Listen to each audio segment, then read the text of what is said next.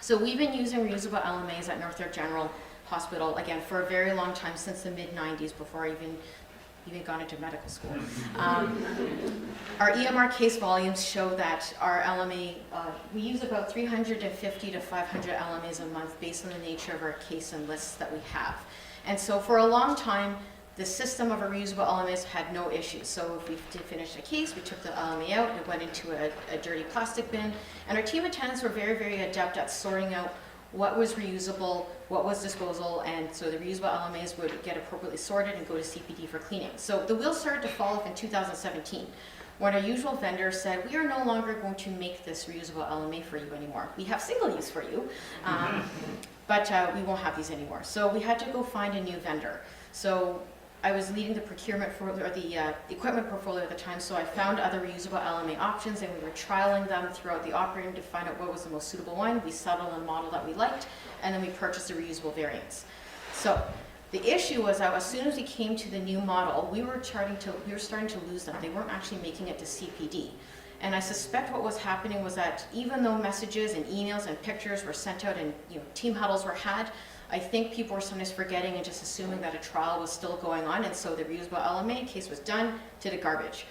So this is a huge expensive problem, knowing how much more expensive reusable LMAs are, and they were getting thrown out probably early in their lifespan with our hospital. So we gathered everyone together. We know that LMAs change hands from multiple providers and team members. So we got everyone together, took a multidisciplinary approach. So that includes our nurses, our team attendants, our CPD staff, procurement teams, physicians, trying to figure out what has happened. So we did a root cause analysis to try to brainstorm the many reasons why the LMAs were not making it down to CPD. After brainstorming solutions, we came up with a trial protocol that we orientated everyone to, and then we were seeking iterative feedback to see how the procedures were working. And we were trying to see how we were doing by looking at monthly LMA audits to see how many we were losing, or not losing. So we settled on this ultimate protocol, and how it was inspired was that during one of the meetings, there were stacks and stacks of these metal trays, these neutral zone metal trays, and they had no actual functional purpose. They were just there. So the logic was, well, we wouldn't throw out this silver tray, so what if we put our dirty LMA in it? Then if they see the permanency of the metal tray, that they would indicate that this LMA also cannot be disposed.